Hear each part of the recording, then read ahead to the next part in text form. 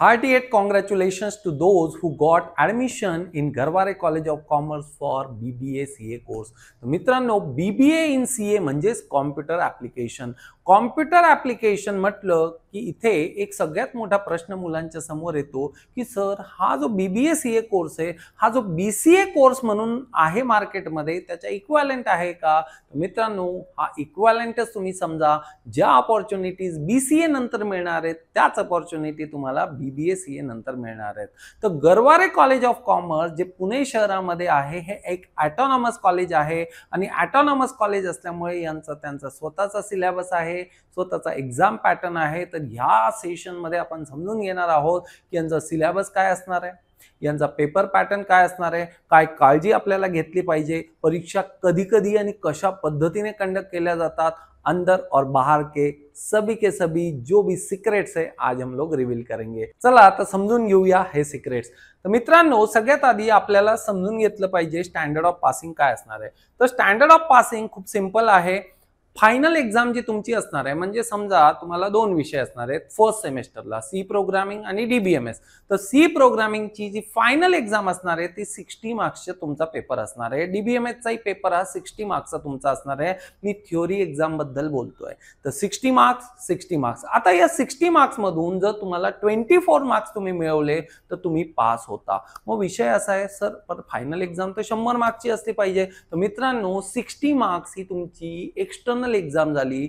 40 marks जे असणार आहेत ते खूप 10 मार्काच्या किंवा 15 मार्काच्या तुमच्या 2-3 इंटरनल एक्झाम्स होतील आणि ते 40 मार्क्स हे इंटरनली इव्हॅल्युएट केले जातील. आता या 60 मधून जर तुम्हाला 24 मार्क्स मिळवता आले नाहीत तर तुम्ही तो सब्जेक्ट फेल होता.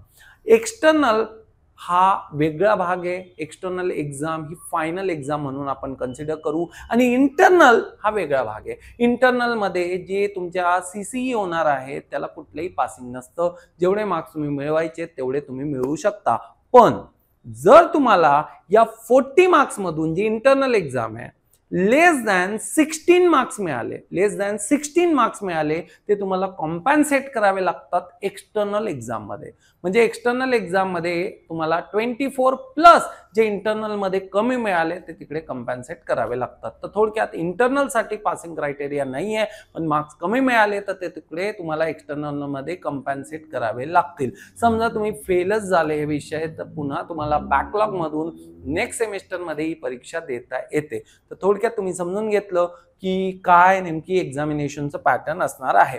आता इथे सगळ्यात महत्वाचं काय आहे ना, क्रेडिट बेस हे सगळं असतं.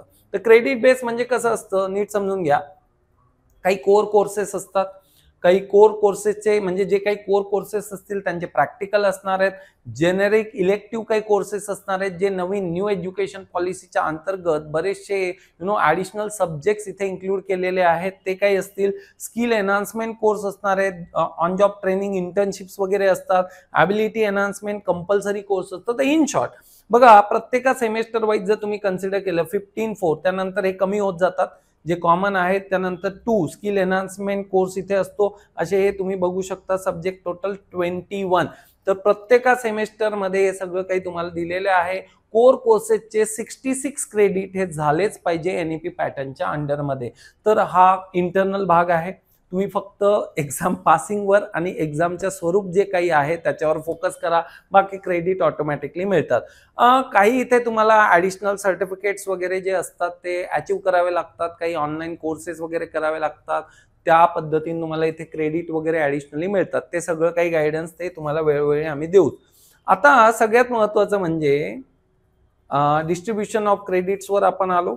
त्यानंतर आपण आलो पाहिजे स्कीम ऑफ क्रेडिट्सवर.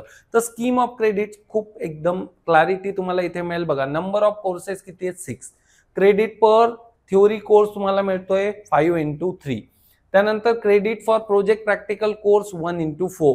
त्यानंतर add on courses credit 2. In short total जर आपण कन्सिडर केलं तर तुम्हाला 21 क्रेडिट्स हे ह्या सेमेस्टरमध्ये मिळतात. सो 21 ह्या पहिल्या 3 सेमेस्टरमध्ये.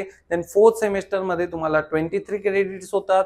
5th सेमेस्टरमध्ये 22 क्रेडिट्स होतात. देन 6th सेमेस्टरमध्ये 24 होतात. असे 132 मिळवायचे. आता प्रश्न इथे असा आहे की सर इथे फक्त 6 सेमेस्टर आहेत म्हणजे डिग्री 3च वर्षाची का? मित्रांनो, अद्यापही डिटेल्ड म्हणजे अजूनही गरवारे कॉलेज ऑफ कॉमर्स म्हटलं तर 4th इयर आलेलं नाहीये NEP पॅटर्न मध्ये. तर मित्रांनो आता डिग्री जी आहे ती 3 वर्ष आणि 4 वर्ष असे 2 ऑप्शन तुम्हाला आहेत. 3 वर्षात संपवली तरी चालणार आहे. 4थ्या वर्षाची डिग्री असणार आहे रिसर्च बेस, त्याला ऑनर्स डिग्री आपण असं म्हणतो. तर ते काही कॉन्टेंट पुढे येतील. सध्या पुढचं फोकस करू नका. सध्या तुमचा फोकस असला पाहिजे सेमेस्टर 1 आणि सेमेस्टर 2 वर. आता मित्रांनो नेमका सिलेबस काय असणार आहे? तर सिलेबस आता कॉलेज चालू झालंय म्हटल्यावर सिलेबस तुमच्याकडे आलेला असेल, पण लवकरात लवकर सगळं काही हे शेअर करणार नाहीत. फार तर फार 1-2 विषयांचा सिलेबस हा तुमच्या समोर येईल. तर तुम्हाला काय करायचंय, मागच्या वर्षाचा जो सिलेबस आहे जवळपास तोच सिलेबस असणार आहे. सो चिंता करायची नाहीये. आता इथे समजा आपण स्टुडंट कॉर्नरवर आलो, सिलेबसवर जाऊयात. आता इथे तुम्हाला BBA वर यायचंय. BBA वर आले सेमेस्टर 1चा हा सिलेबस तुम्हाला इथे मिळेल. तर हा सेमेस्टर 1चा जो सिलेबस आहे इथे तुम्हाला लक्षात येईल की पहिला सब्जेक्ट आहे बघा बेसिक सी लँग्वेज.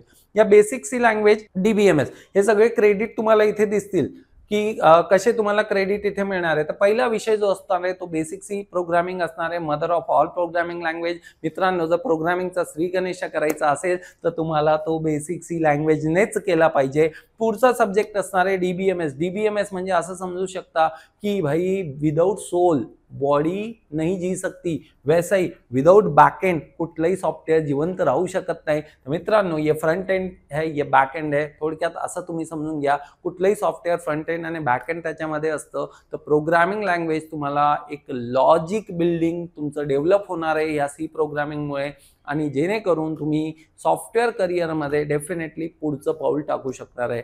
जर तुमचं सी प्रोग्रामिंग व्यवस्थित नसेल टप्प्याटप्प्यावर तुम्हाला अडचणीच येणार आहे. बघा लक्षात ठेवा, एखादा विद्यार्थी जेव्हा पेपर पास होतो ना सी प्रोग्रामिंगचा, कारण 60 मार्काची परीक्षा असणार आहे, 24 तुम्हाला पासिंगला लागणार आहे. जर थोडे सिंटॅक्स तुम्ही पाठ करून गेले, थोडी थिअरी पाठ करून गेले, डेफिनेटली कुठल्या तरी मी म्हणू शकतो की तुम्ही पास व्हाल.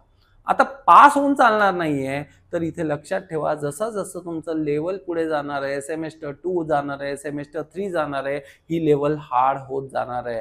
आपण जेव्हा गेम एखादा खेळतो त्यावेळी लेवल 1, लेवल 2, लेवल 3 असतात. सेम स्पीड पुढे खूप वाढत जातो आणि त्यावेळी मित्रांनो आपल्याला अडचणीचा सामना करावा लागतो. तर पेपर पासिंग जर तुमचं होत असेल तर डोंट थिंक की तुम्हाला सी प्रोग्रामिंग आलं आणि तुमचं लॉजिक बिल्डिंग झालं.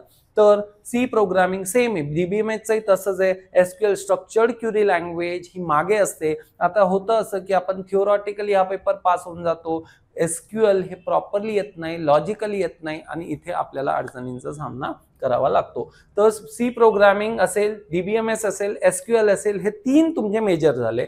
त्यानंतर मित्रांनो हे टाइमपास काही विषय असणार आहेत. प्रिन्सिपल ऑफ मॅनेजमेंट थिओरॉटिकल सब्जेक्ट आहे. आता या दोघांवर बघा इथे लॅब असणार, स्पेशल लॅब म्हणजे मित्रांनो तुम्हाला इथे प्रॅक्टिकल परफॉर्म करावे लागतात. फायनल एक्झाम याची होते, तुम्हाला स्लिप्स दिल्या जातात. अशा स्लिप्स असतात, त्या स्लिप्स मधून एक निवडायची असते, जी तुम्हाला नशीब येईल ती तुम्हाला परफॉर्म तिथे करायची असते. ही प्रॅक्टिकल एक्झाम असते आणि ती प्रॉपरली परफॉर्म करायची असते. इथे रट्टा करून चालत नाही, रॅन्डम प्रोग्राम इथे येत असतात. तर नंतर इंग्लिश, एन्व्हायरमेंटल, स्पोर्ट्स हे सगळं टाइमपास असतं.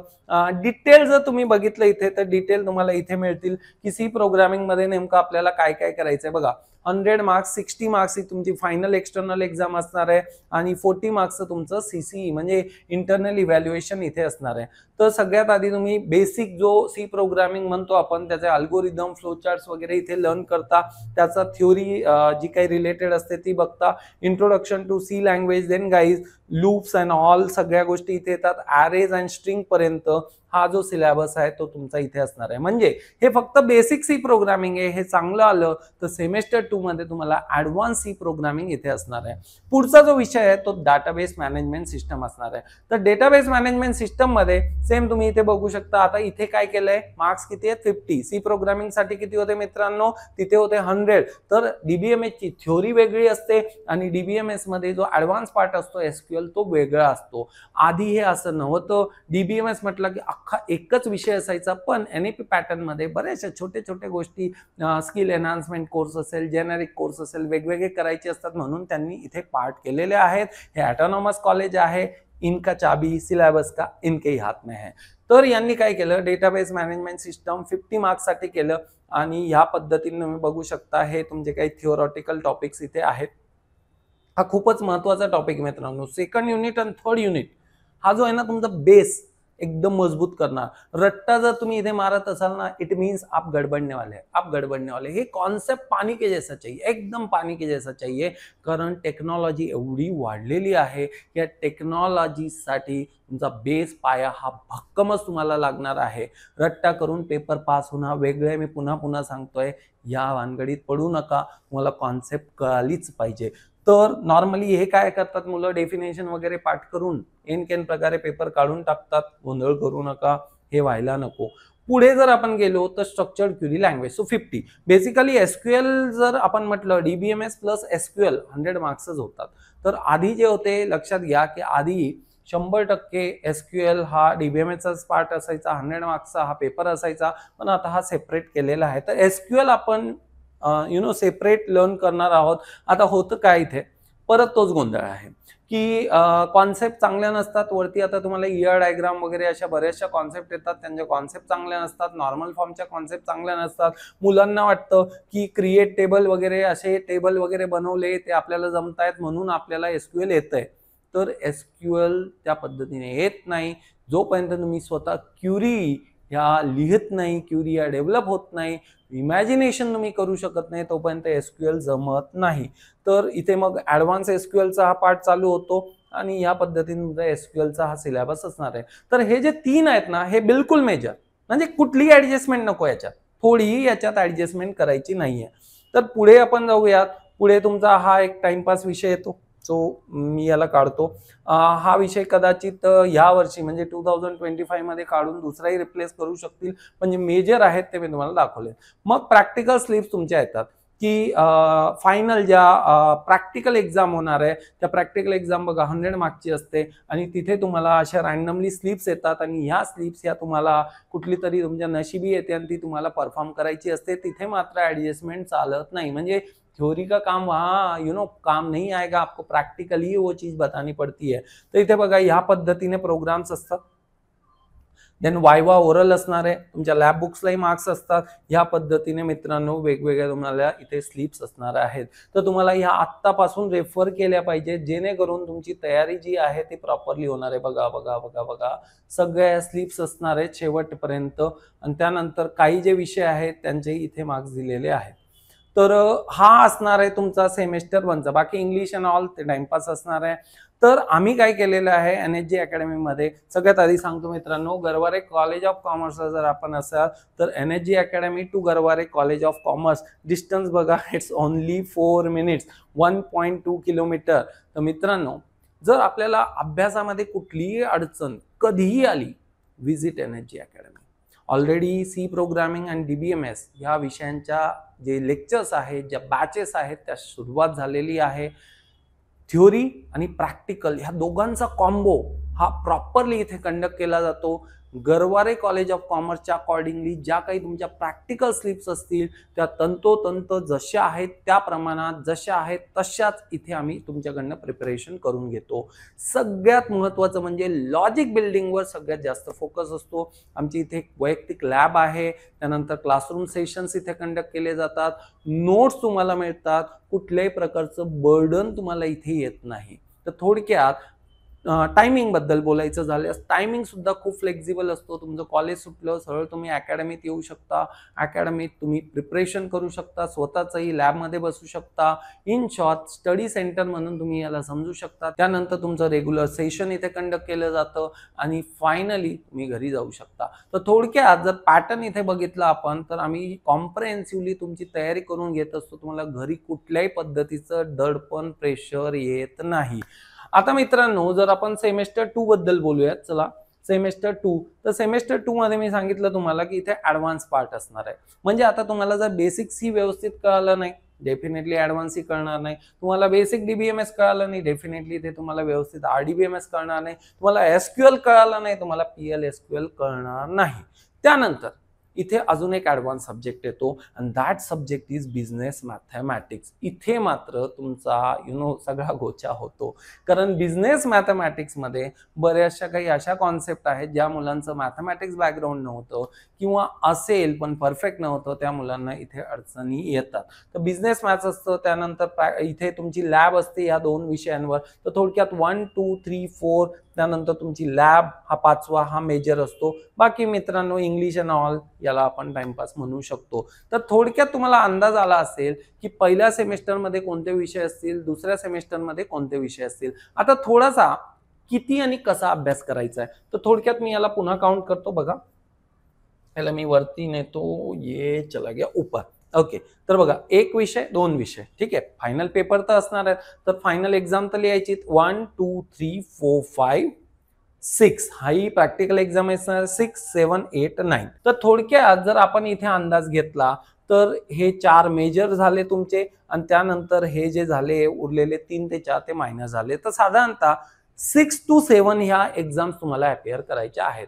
नॉर्मली तुम्हाला साधारणतः आता ऑक्टोबर महिना आहे, आत्ताच कॉलेज सुरू झालेलं आहे. ऑक्टोबर नोव्हेंबर डिसेंबर मिड जानेवारी 2026 तुमची एक्झाम असणार आहे. तो अंदाज घ्या. 3.5 महिने मॅक्स 4 महिने 120 दिवस फक्त असतात. आणि विषय जर आपण आयडेंटिफाय केले तसे 7-8 आहे. मी 6 अगदी कन्सिडर करतो जे मेजर आहेत, ज्याचा खरंच अभ्यास करावा लागेल. तर साधारणतः 120 डेज एंड दोस्तों इधर है आपके पास में 6 मेजर सब्जेक्ट. साधारणतः 20 दिवस तुम्हाला एका विषयाला मिळतात प्रिपरेशनसाठी. आणि जर सुरुवातीचा जो पिरियड आहे हा गोल्डन पिरियड आम्ही म्हणतो, हा पिरियड जर तुमचा वेस्ट गेला तर अशी परिस्थिती येते की 60च दिवस उरतात, 2च महिने उरतात आणि 6 विषयांचं प्रिपरेशन करावं लागतं आणि डेफिनेटली इथे मग बॅकलॉग राहतात. एकदा का बॅकलॉग राहिले त्याचं दडपण हे पुढच्या सेमेस्टरवर येत जातं आणि ह्या कोर्सनंतर खूप चांगल्या मोठ्या कंपन्यांमध्ये तुम्हाला संधी असते. आणि जर तुम्हाला असे बॅकलॉग लागत गेले किंवा लागले मित्रांनो, ह्या कंपन्या तुम्हाला घेत नाही, तुम्ही एलिजिबल सुद्धा होत नाही आणि तिथे मात्र तुमची अडचण होते. तर कॉन्सेप्ट जर क्लिअर करायची असेल, प्रेशर स्वतःचं रिलीज करायचं असेल तर NHG अकॅडमीला नक्की व्हिजिट करा. NHG academy as per your pattern, as per your exam pattern असेल, तुमच्या प्रॅक्टिकल स्ट्रिप्स असतील, तुमचा सिलेबस असेल, सेम त्याच वेमध्ये आम्ही तुमचं सगळं काही कॉम्प्रिहेन्सिव्ह पद्धतीने इथे कोर्स कंडक्ट करतो. नोट्स तुम्हाला प्रोव्हाइड करतो. तर इथून पुढे कुठलाही डाऊट असेल, मग तुमच्या इंटरनल एक्झामचा असू द्या, एक्सटर्नल एक्झामचा असू द्या, प्रॅक्टिकल एक्झामचा असू द्या, की फायनली तुम्हाला फ्युचरबद्दल चिंता आत्तापासून सतावते की कुठल्या CETची तयारी करायची आहे, ग्रॅज्युएशनचे मार्क्स किती इम्पॉर्टंट असणार आहेत. मित्रांनो कुठलाही डाऊट असू द्या, NHG academy is there to help you. I am Mukesh Jain. Free of cost काउन्सिलिंगसाठी बिंदास तुम्ही कधीही संपर्क करू शकता. प्रॉपरली तुम्हाला महाराष्ट्रातल्या कुठल्याही कानाकोपऱ्यातनं तुम्ही आलेली असू द्यात, तुम्हाला प्रॉपर इथे गायडन्स दिलं जाईल. सो टेन्शन घ्यायचं नाहीये. बिंदास या सिलेबससाठी तुम्हाला पुढे जायचं आहे आणि स्वतःचं करिअर उत्तुंग करायचं आहे. धन्यवाद मित्र.